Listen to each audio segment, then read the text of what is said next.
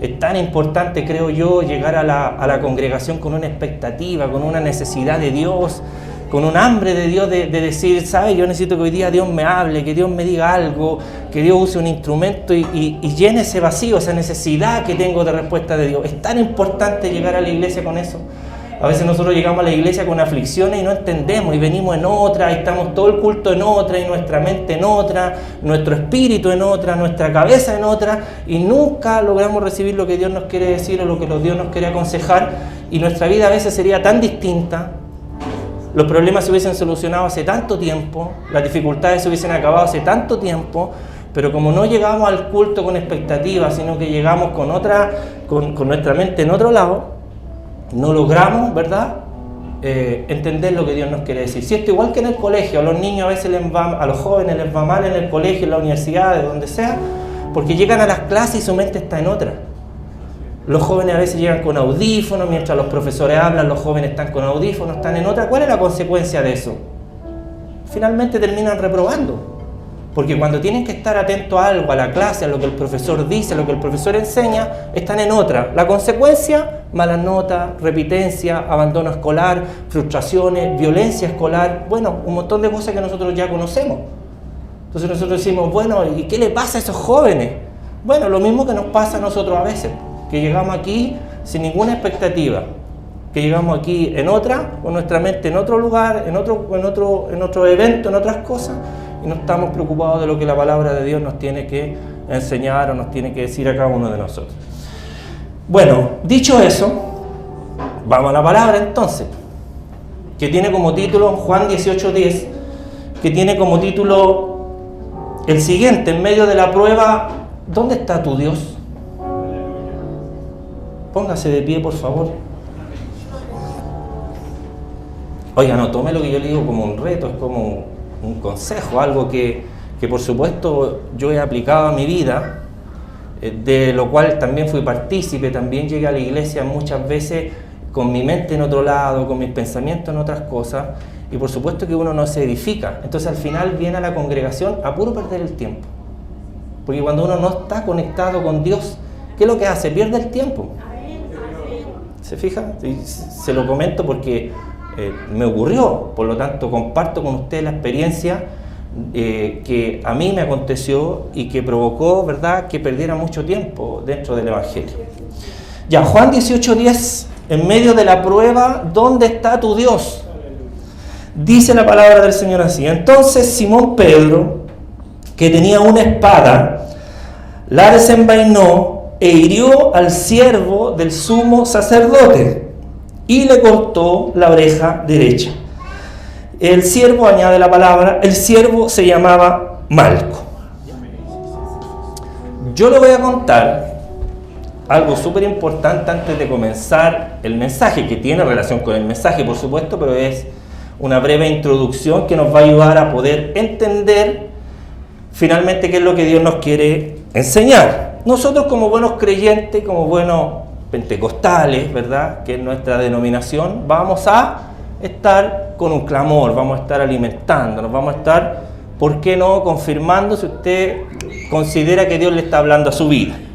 Pero yo quiero decirle que el Evangelio según San Juan tiene bastantes características particulares y únicas, partiendo, ¿verdad?, por el lugar, por el contexto en el cual fue escrito, que se traslada por allá al 95 después de Cristo, o sea, estamos hablando de casi 1900 años atrás, donde las enseñanzas que Juan estableció en este Evangelio están ahí para que personas como nosotros, ¿verdad?, podamos ser edificados. Bueno, es particular entre los 4 evangelios, ¿verdad?, del Nuevo Testamento. Este evangelio relata muchísimo del ministerio de Jesucristo en Judea y también en Jerusalén, que omiten por diversas razones los otros 3 evangelios. Este evangelio tiene características únicas.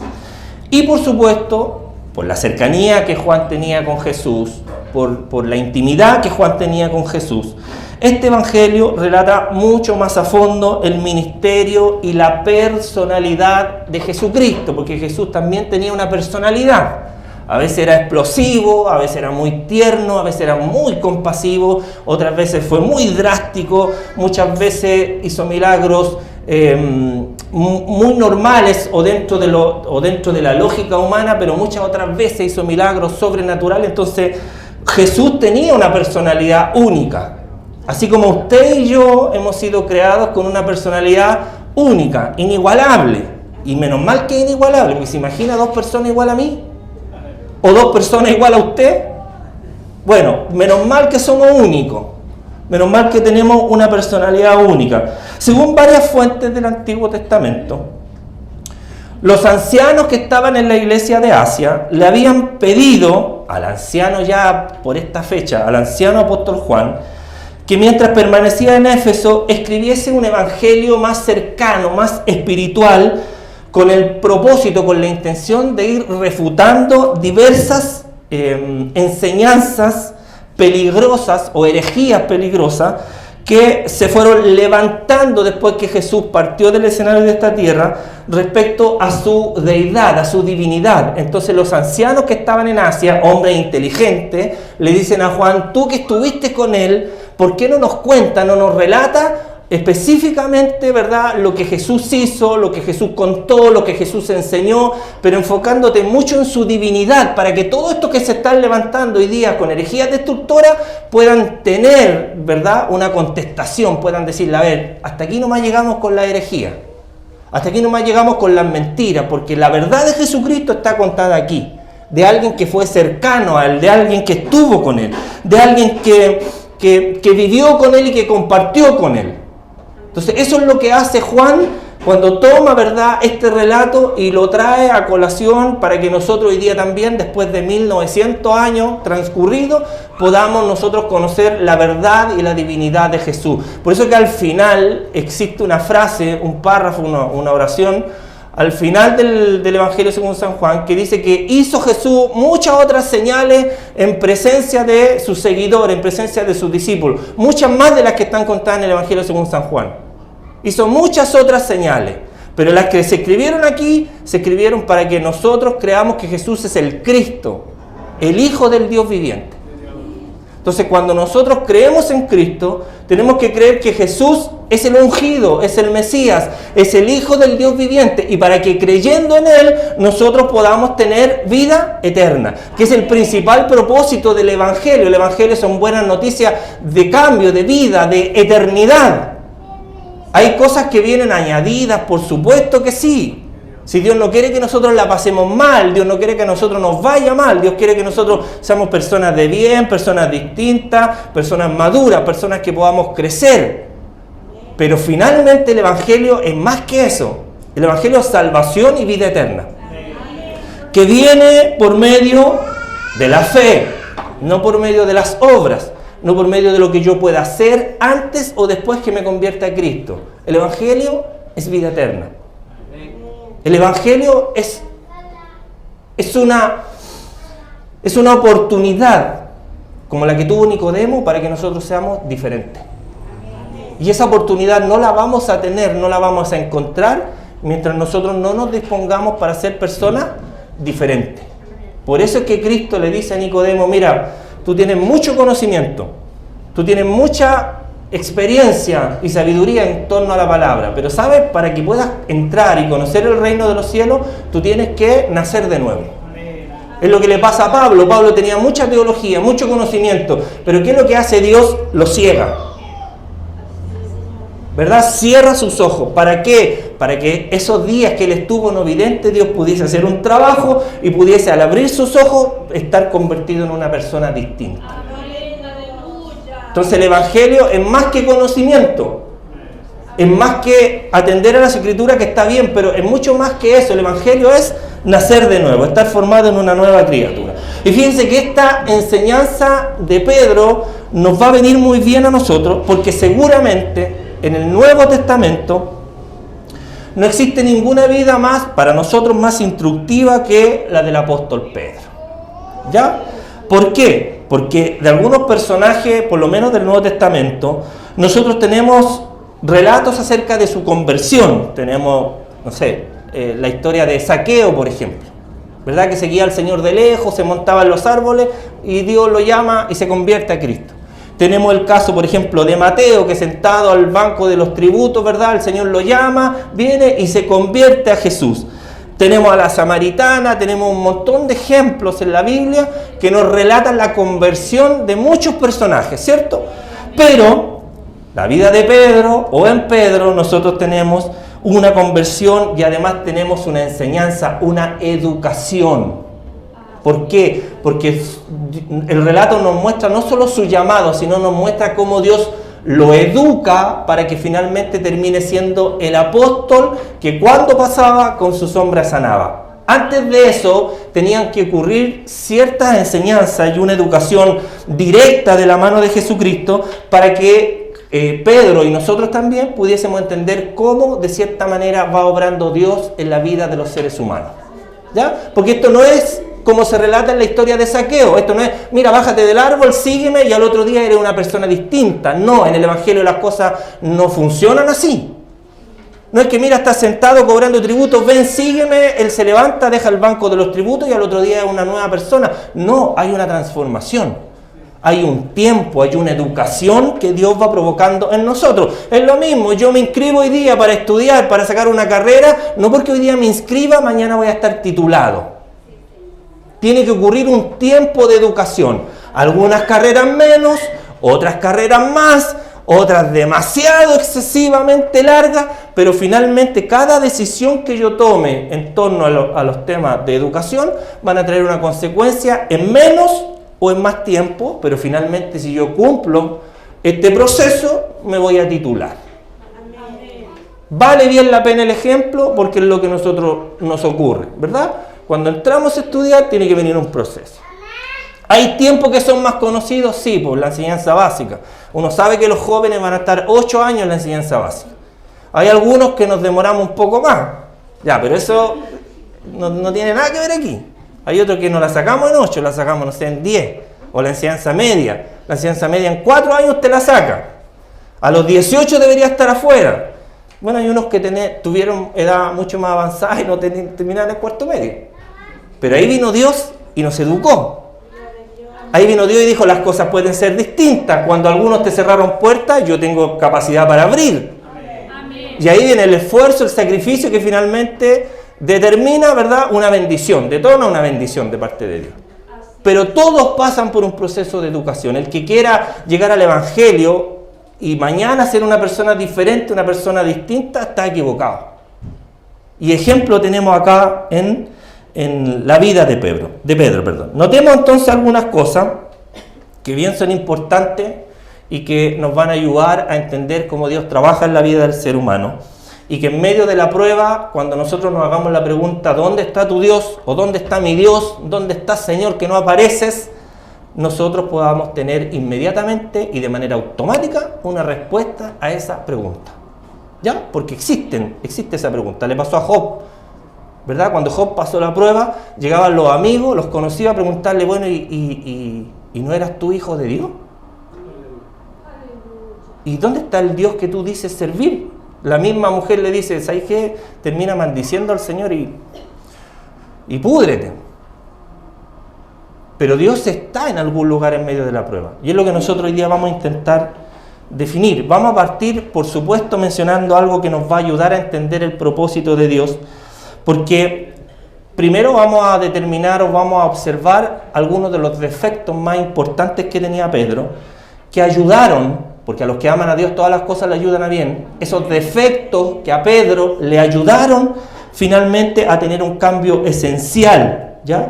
Y lo vamos a ir, por supuesto, desprendiendo de las exhortaciones de las Sagradas Escrituras. Entonces vamos a partir definiendo, detectando algunas de los defectos, algunas de las fallas que tenía Pedro, que se asemejan mucho también a nuestra realidad. Porque ¿cuántos de aquí tenemos defectos?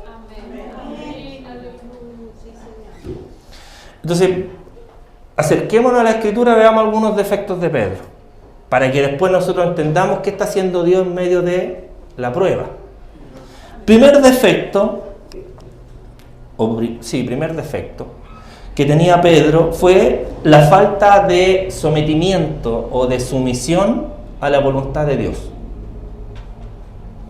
¿Por qué? Se lo voy a repetir. Primer defecto, falta de sometimiento a la voluntad divina. O sea, no se sometía. Dios estaba diciendo blanco, él decía negro. Si le hubiesen preguntado si creía que Jesús era poderoso, sabio y justo, Pedro hubiese respondido con un elogio al Señor. Pero por supuesto, Señor. ¿Se acuerda cuando, oye, ¿quiénes dicen la gente que soy yo? Oye, no, Señor, algunos dicen que tú eres el maestro. No, algunos dicen que tú eres un profeta. Ya, ¿y ustedes quién dicen que soy yo? Para ustedes, ¿quién soy yo? Y ahí sale Pedro con un elogio, ¿verdad? Señor, tú eres el Cristo, tú eres el Maestro, el Hijo del Dios viviente. Para usted, ¿quién es Jesús? Son preguntas que nosotros tenemos que ir respondiendo. Entonces Pedro, de acuerdo al relato bíblico y a la experiencia que nosotros tenemos y a lo que la Escritura nos dice, Pedro hubiese respondido que Jesús era el Maestro, el Cristo, el ungido, con un elogio, ¿verdad? Levantando al Señor porque era lo que él creía. Pero cuando el Señor, a quien él elogiaba, a quien él decía servir, para quien él era el Maestro, el Hijo del Dios viviente, el Señor de señores, el Rey de reyes, etcétera, etcétera, todas esas cosas que nosotros decimos acá, cuando el Señor le dice algo que a él le parece mal, le interrumpe diciéndole, no, Señor, que ninguna de estas cosas te acontezca, ¿verdad? Cuando el Señor dice, tengo que ir a la cruz, voy a tener que padecer, me van a matar, pero él dice, no, ¿cómo se te ocurre, Señor? O sea, falta de sometimiento, de aceptar lo que Dios le estaba pidiendo, de aceptar lo que Dios estaba enseñando. Cosa que vamos por favor haciendo una comparación con nuestras vidas, porque de eso se trata la palabra, no solamente de aprender textos bíblicos, sino que de esta palabra haga vida también en mi vida. De eso se trata, por eso es que la palabra es viva, es eficaz, es cortante, hace heridas a veces, pero la misma palabra nos va curando. O sea, es el propósito de la palabra, exhortar, pero también consolarnos. Entonces vamos nosotros examinando nuestras propias vidas y pensando cuánto de eso nos pasa a nosotros. Es que el Señor nos llama a santidad. Ay, ¿qué se cree Él? Si yo soy santo, yo me conduzco en santidad. No, si no es lo que me crea yo, no es lo que se crea el que predica aquí, es lo que Dios nos quiere decir, es lo que Dios nos quiere enseñar a todos nosotros. ¿Cuánto de sometimiento a Dios hay en nuestras vidas? ¿Cuántos de nosotros interrumpimos y decimos, cuando la palabra nos dice, busquemos, apartémonos del pecado? Pero si yo no soy un pecador, ¿qué me está diciendo? Interrumpiendo siempre lo que Dios nos quiere enseñar, lo que Dios nos quiere entregar por medio de su palabra. Entonces Pedro tenía esa característica. Pedro tenía falta de sometimiento. Entonces le hubiese contestado al maestro que ninguna de esas cosas le ocurriera. ¿Por qué? Porque él quería, de alguna manera, con sus palabras, o con su personalidad y con su conocimiento, lo que quería de cierta manera era determinar e instruir él lo que el Señor tenía que hacer. No, Señor, no lo hagas de esta manera, que no te ocurra que vayas a la cruz, hazlo de otra manera. Mire Pedro, mire lo que provoca la falta de sometimiento, de sumisión a la voluntad de Dios. Mire lo que provoca que esta persona termine de cierta manera blasfemando y el ser humano le termine diciendo a Dios lo que tiene que hacer. No lo haga de esta manera, Padre, yo no quiero pasar por la prueba, hazlo de esta otra manera. Nosotros diciéndole a Dios lo que tiene que hacer. Lo que pasa es que con nuestros sentidos espirituales nosotros no hemos tenido la capacidad de darnos cuenta cómo Dios está transformando nuestras vidas. Entonces a lo mejor me voy a adelantar a lo que yo tenía para el final, pero es súper importante donde nosotros estamos parados. Porque una vida que está parada en la roca, aunque empiece a caer, aunque empiece a tener dificultades, aunque empiece a tener pruebas, cuando esa vida que está cayendo toque fondo, llegue al fondo, no va a pasar del fondo porque al fondo hay una roca. Y esa roca que es Jesús va finalmente a levantar esa vida que está pasando dificultades y problemas. Pero si esa vida está parada sobre la arena, a medida que vienen los problemas, las dificultades, esa vida se va a terminar hundiendo y no va a tocar nunca fondo. Va a caer, volver a caer, porque no tiene un sustento, una base sólida. Por eso que es tan importante que nosotros vengamos a Jesús. Se lo decíamos el día bien a la gente, ¿verdad?, que pasaba por aquí afuera. No queremos que vengas a nuestra iglesia, queremos que vengas a Cristo. Amén. Queremos que vengas a la roca, queremos que te afirmes y te pares en aquel que te va a soportar y te va a sostener. Cuando tú vayas cayendo, va a llegar un momento en que no vas a poder caer más. Porque abajo está la roca. Pero si yo no alcanzo a reconocer que estoy sobre la roca, finalmente voy a seguir cayendo. Y esa caída va a ser una caída libre que no termina nunca. Entonces Pedro tenía esa inestabilidad. Estamos hablando de una etapa de la vida de Pedro, de ahí viene lo bueno, ya para que después viene lo bueno, para que nos gocemos, pero Pedro pasó un proceso, si eso es lo que yo quiero explicarle a usted, que hay procesos que tenemos que pasar en la vida cristiana que van a detonar que después yo sea una persona de bien, una persona distinta. A mí no me gusta mucho ser referente ni contar mis cosas, pero a mí mucha gente me dice, usted, claro, porque a usted le va bien, pues claro, ve que yo de un día para otro no fue bien, pues. Si no son así las cosas, pues. No funcionan así las cosas en la vida. Que usted tiene una casa grande, claro, si se paga sola la casa, pues. No, pues hermano, si las cosas en la vida no funcionan así. Hay que pasar procesos, y esos procesos, jóvenes, señorita, nosotros debemos pasarlo. Para madurar, para ser sabios, tenemos que pasar dificultades. Y cuando uno enseña, uno tiene que enseñar también de sus propias vivencias, de su propia experiencia. Yo no le puedo decir a la gente, no, si Cristo bendice y no tener que comer en mi casa. Tenemos que haber pasado un proceso. Cuando uno dice, yo toqué fondo, nosotros tocamos fondo en alguna oportunidad en nuestras vidas. Pero tuvimos la fortuna, la bendición de Dios de que en ese fondo estaba Cristo y no pasamos de ahí. Y Él nos afirmó. Y de ahí hubo un cambio. Yo me identifico mucho no con Pedro en sí, sino que con las cosas que a él le pasaron. Porque fue duro lo que le pasó a Pedro. No fue algo sencillo, no fue algo fácil. Entonces a veces cuando me dice, ¡ay, me duele tanto la cabeza este enemigo! El diablo me tiene tomado, no me quiere soltar porque me duele la cabeza. Vaya al médico, a lo mejor tiene migraña, no sé. Pero las cosas en el Evangelio no son un simple dolor de cabeza. No es que me quiera burlar de sus síntomas. Lo que estoy diciendo es que hacia dónde nosotros enfocamos nuestra mirada. ¿Vamos a decir que pasamos pruebas porque estamos con una dolencia en nuestras cabezas? Las cosas en el Evangelio, hermanos, funcionan, operan de otra manera. No de la que nosotros creemos, no de la que nosotros pensamos. Entonces la falta de sometimiento le trajo problemas a Pedro. Y esos problemas fueron enfrentarse a la voluntad divina. Entonces, teóricamente, nosotros a veces creemos todo acerca de Cristo, pero quisiéramos que Él, de cierta manera, que el omnipotente, que el poderoso, que el Dios que el Señor de señores, el Dios de dioses, nos diera la razón a nosotros en cada propósito o en cada plan que nosotros queremos trazar en nuestra vida.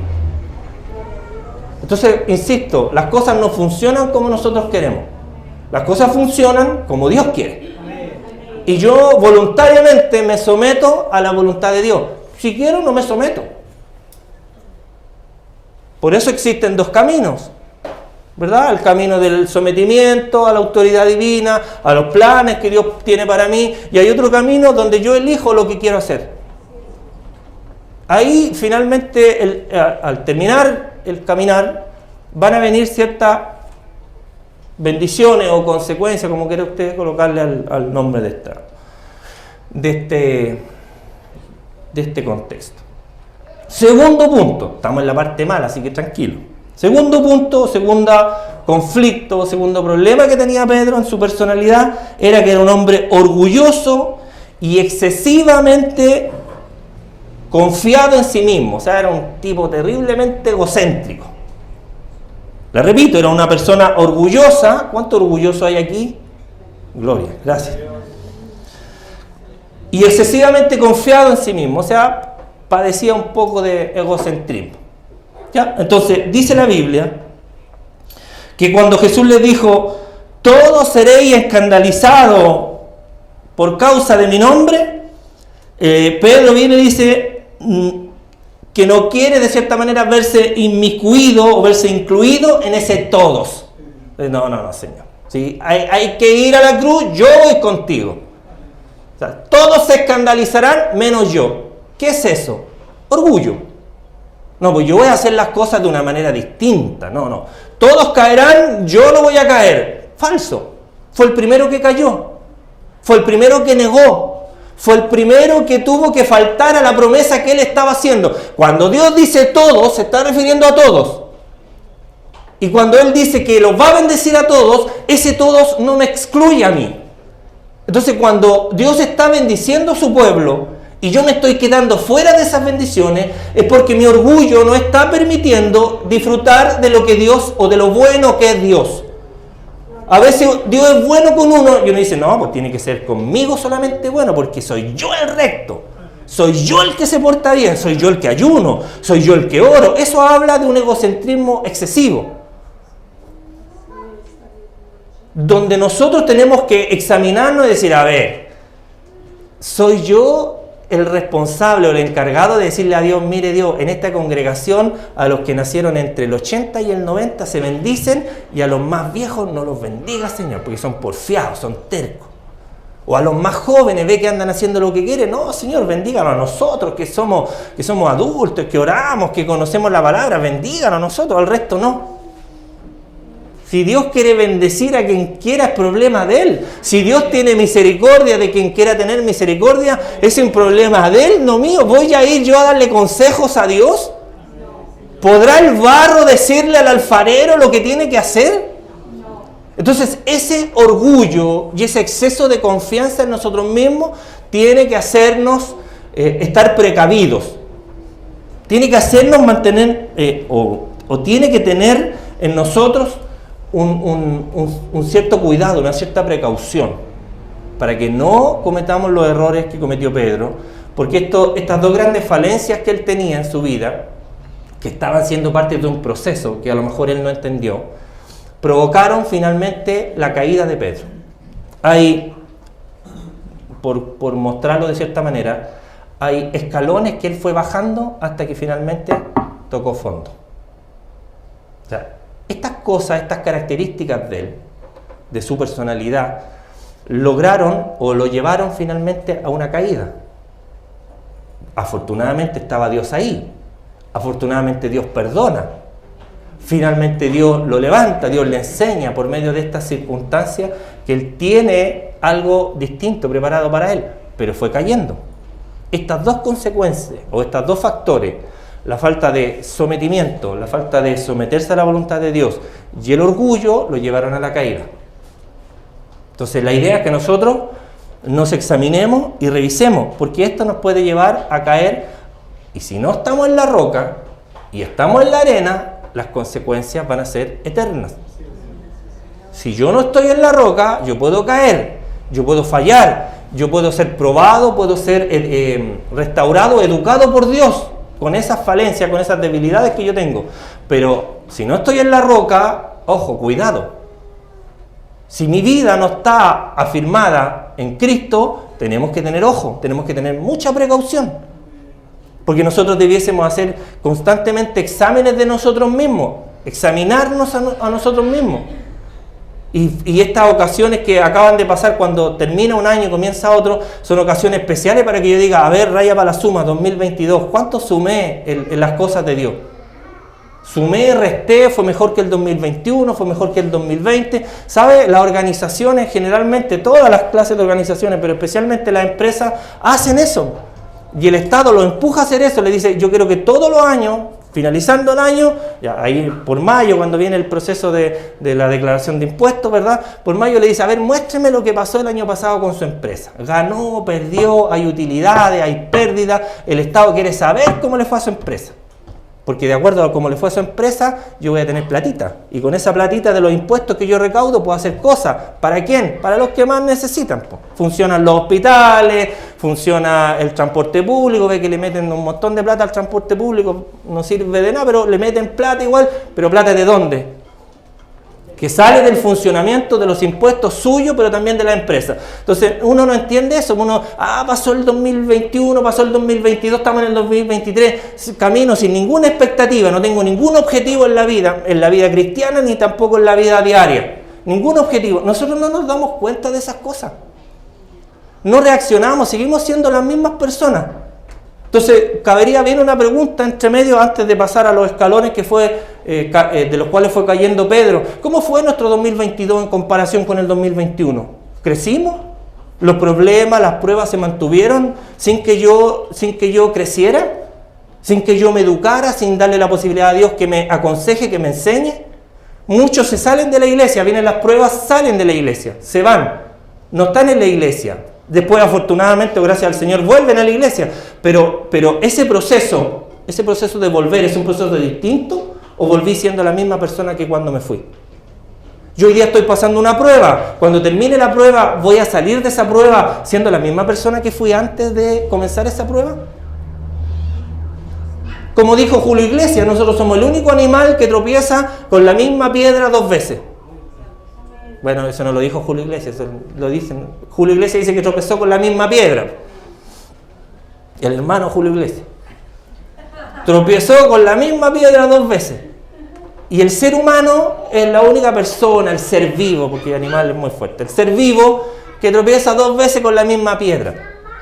Usted que tiene, nosotros que somos amantes de los animales, cuando usted tiene un perrito en su casa que lo está criando, el perrito viene a usted a hacerle cariño. Si usted en alguna oportunidad no quiere hacerle cariño y se va a sacar la pantufla para pegarle al perrito y le pega al perrito, ese perrito la próxima vez cuando usted haga ese gesto, ese perrito se va a parar y no va a seguir corriendo, si no es tonto. El perrito sabe que cuando usted hace el gesto de agacharse, el perrito se devuelve. ¿Por qué cree que esos animales en la calle, los perritos, cuando se acercan a ladrarle a algo, la gente hace así como que agarra una piedra y se la va a tirar y el perro se devuelve? Porque el perro no es tonto, porque ya le han tirado piedras, po. Entonces sabe que con ese gesto alguien le va a hacer daño. Pero nosotros no, po. Nosotros caímos y después volvemos a caer en el mismo problema que caímos antes. Y no nos damos cuenta. Y pensamos y culpamos a todos, menos a nuestra obediencia a Dios, a nuestro sometimiento a Dios, ni tampoco a nuestro orgullo. Nunca somos nosotros culpables de lo que nos pasa. Siempre son los demás. Entonces así nunca vamos a poder ser educados. Cuando los niños repiten, era lo que yo decía, cuando yo repetía en el colegio, decía, mamá, es que los profesores no me entienden. Mis compañeros me tienen mala, mamá. Sácame de ese colegio. Porque repetía, mire las excusas que yo daba. Los profesores me tienen mala, mis compañeros me tienen mala y el colegio tenía la culpa que yo repitiera. El colegio tenía la culpa de que yo repitiera. ¿Tenía la culpa el colegio de que yo repitiera? No, pues en ningún caso. Afortunadamente todas esas pruebas resultaron a bien, pero después, después tuve que pasar una etapa donde andaba complicado por temas laborales. ¿Por qué? Porque no tenía ni siquiera mis estudios básicos, por ejemplo. Pero todas esas cosas sirvieron. ¿Pero a cuánto les sirven esas cosas? Entonces son las cosas que Dios nos quiere enseñar. Si yo pasé un proceso en el desierto, yo tengo que salir del desierto. Dios nos quiere educar y nos quiere llevar a un lugar seguro. Era tan sencillo como que el Señor los sacara de Egipto, los parara aquí, váyanse derechito para allá y en 7 días van a llegar a la tierra prometida. Era fácil, po. ¿Y por qué Dios no la hizo tan fácil? ¿Para qué complicar tanto a la gente y tener los 40 años en el desierto? ¿Para qué quiere un Dios así? Porque tenían que pasar un proceso de educación. Era gente que había sido esclava, que estaba acostumbrada al látigo. Tenía que aprender a confiar en el Dios que no los iba a tratar con látigo, que los iba a tratar con misericordia. Y para eso tenían que pasar un proceso educativo, un proceso de cambio, de transformación. Y muchos de ellos no lo quisieron pasar y tuvieron que someterse y tuvieron que caer en el desierto para que la generación siguiente pudiera alcanzar la promesa de Dios. Entonces nosotros no esperemos eso, aprendamos de esos ejemplos para que nuestra vida sea distinta. O alguien no quiere vivir una vida distinta, porque a lo mejor yo me equivoqué de mensaje, a lo mejor todos quieren seguir viviendo la vida que llevan. Yo quisiera mejorar, yo a veces me encuentro un poquito pensando en que cuáles van a ser los desafíos de este año y de repente me siento yo y digo, chuta, pero tantos desafíos y ya venir, descanso, me digo a mí mismo, yo converso mucho conmigo mismo y con Dios y me analizo mucho y siempre digo, pero ya, 8 años de nuevo Y después me convence y digo, sí, otro año de nuevo. Si es tan rico estudiar, es tan rico crecer, es tan rico ver que mi familia vive tranquila, es tan rico adquirir nuevos, no solamente en la educación, en las cosas de Dios también, porque cuando uno se enfrenta a dificultades, ¿a dónde acude uno? A la palabra. ¿Qué haría Jesús si estuviera en mi lugar? ¿Cómo ayudaría a Dios si estuviera en mi lugar? ¿Cómo respondería a ese que me está diciendo que tiene problemas, que se quiere quitar la vida? ¿Qué le diría al Señor? ¿Cómo lo ayudaría a Dios? Entonces, todas esas cosas, esas enseñanzas que vienen de la mano de Dios, nos tienen que enseñar a ser personas distintas. Bueno, vamos a ver los escalones de los cuales fue tropezando Pedro para finalmente provocar esa caída que le hizo tan bien. Si a veces nos hace tan bien las caídas, hermano. A veces las caídas son para bien, pero cuando nuestros ojos no están en Cristo, nosotros vemos todo mal y no nos damos cuenta de que Dios nos quiere transformar. Primera caída de Pedro fue el descuido de la oración, también de velar y de orar. ¿Cómo es eso, hermano? Sí, porque el Señor les dijo a sus discípulos cuando fueron al Getsemaní, ¿se acuerdan? Dijo, acompáñenme, vamos a orar los tres porque la cosa se me viene difícil, vamos a orar los tres. Y mientras Jesús estaba orando, ¡pum!, se quedaron dormidos. O sea, descuidó la oración en el momento más importante, cuando Jesús iba a enfrentar a la prueba, a la muerte, a los látigos, al sufrimiento. En el momento más importante necesitaba que estuvieran orando con Él y se quedaron dormidos. Entonces ahí, cuidado, porque el enemigo siempre tiene mucho que hacer con los cristianos que se quedan dormidos y no oran. ¿Ya? Ojo, el descuido de la oración va a provocar que nosotros suframos más de la cuenta. ¿Ya? Es importante orar a Dios. Segundo punto, para ir avanzando más rápido. No es la palabra atarantado, pero el obrar precipitadamente, finalmente, obvio, sin consultarle al Señor, va a traer también consecuencias. ¿Por qué? Porque cuando vienen a arrestar al Señor, ¿qué es lo que hace Pedro? En vez de decirle, Señor, ¿qué hacemos? ¿Qué es lo que hace Pedro? Va, le quita la espada al otro y le corta la oreja. O sea, lo que debió hacer Pedro, ¿qué es lo que era? Maestro, ¿qué hacemos ahora? Pero si él es el maestro, él me tiene que decir qué hacemos. Entonces le digo, tranquilo Señor, quédese atrás nomás, yo voy. ¿Para qué? ¿Qué es lo que quiere conseguir? ¿Qué es lo que quiere lograr? ¿Qué es lo que quiere mostrar? Algo que no es. Las consecuencias de ese acto de Pedro pudieran haber sido catastróficas. Pudieran haber matado a todos los discípulos a causa de la precipitación de Pedro, de la imprudencia de Pedro. Entonces cuando obramos de manera y actuamos de manera imprudente, sin consultarle a Él, ¿cuál es la consecuencia de eso? Problemas, po. Entonces, alguien dirá, es que con la llegada de los enemigos no le dio tiempo para pensar. No sé.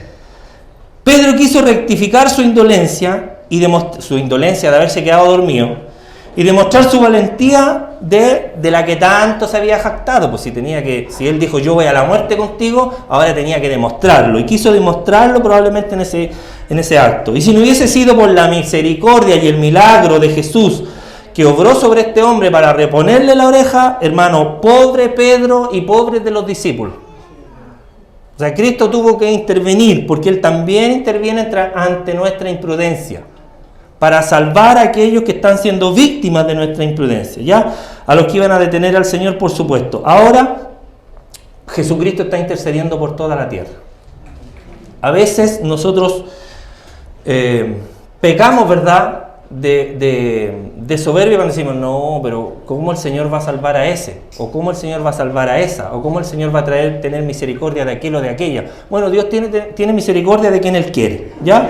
Y la tuvo también de esos discípulos asustados, porque les dijo, bueno, váyanse. Hizo un milagro para que Pedro también pudiese irse, para que finalmente se cumpliese lo que él había dicho. Bueno, hoy día muchos cristianos que oran por rutina, pero que no actúan, que leen muy poco las Escrituras y no están armados para hablar con un ateo o con un indiferente, van a sufrir finalmente lo que hizo Pedro. Porque cuando el ateo les diga no, cuando el inconverso les diga no, lo que pasa es que yo no creo en Dios, que no sé qué, decir, ¿sabe qué? ¡Fum! Si no se convierte, se va a ir al infierno. ¡Fa! Listo.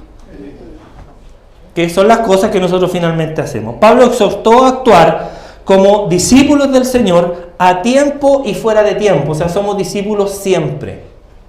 Y cuando alguien no se quiere convertir a Cristo, nosotros no podemos dejar de ser discípulos. Tenemos que seguir siendo discípulos. Tercer peldaño de la caída de Pedro, que Pedro siguió al Señor Jesucristo de lejos. No, déjeme aquí nomás, yo aquí desde lejos, no quiero hacer nada, no. Bueno, su mismo acto, probablemente involuntario, lo iba a obligar a mantenerse lejos de la compañía que había custodiado, que llevaba arrestado a Jesús hacia finalmente el Calvario, hacia la cruz. Él se mantuvo de lejos tratando de ir visualizando o de inquirir de alguna manera lo que le estaba ocurriendo al Señor. Por supuesto que amaba al Señor, nadie podría decir que no, pero no podía manifestarlo públicamente en aquel momento, sino, pobre Pedro, de nuevo. Bueno, casi todos los que creen siguen una temporada a Jesús de lejos, sin abandonar del todo el trato con el resto de los hermanos, pero prefieren mantenerse de lejos. Yo sigo al Señor, pero déjeme aquí nomás. Yo no me quiero mover de aquí, usted déjeme acá. Yo lo sigo a mi manera. ¿O no? ¿Cuántos hemos dicho eso? Yo sigo al Señor a mi manera, como yo quiero. Yo lo sigo desde acá.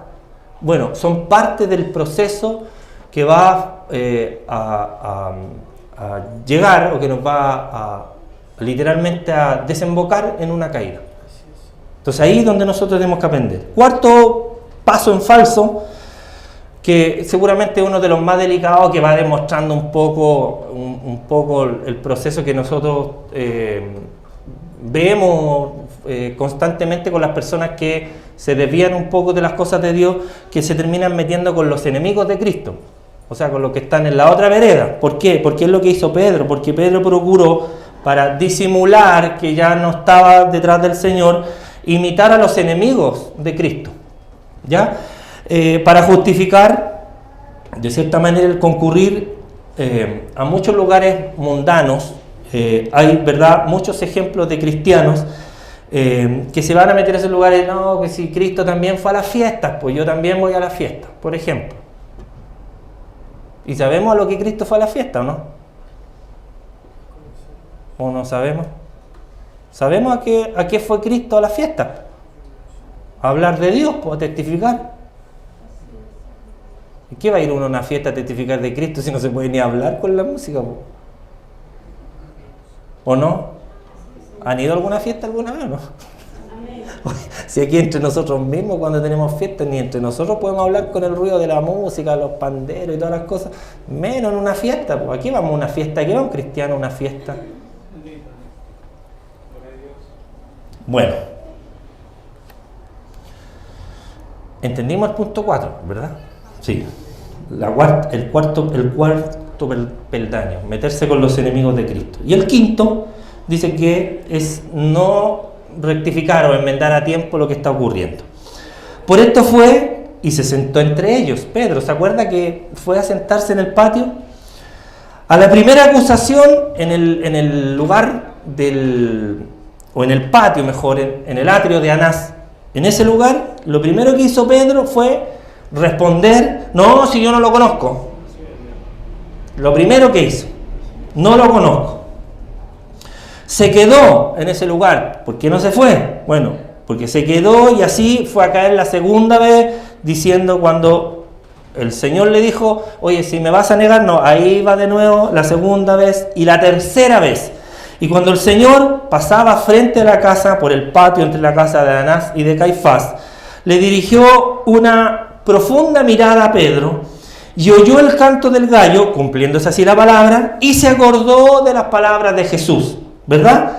No pudo resistir más, salió afuera del patio, del lugar donde estaba, después de que lo negó 3 veces, salió y lloró amargamente. O sea, el negar a Jesús, el practicar constantemente estos tropiezos que yo le acabo de mencionar, provocan que finalmente una persona que ama a Cristo, que quiere servirle, que quiere estar con Él, finalmente provoca que esa persona termine un tiempo fuerte y poderoso de amargura. ¿Ya? Eso aparece en Lucas 22:62.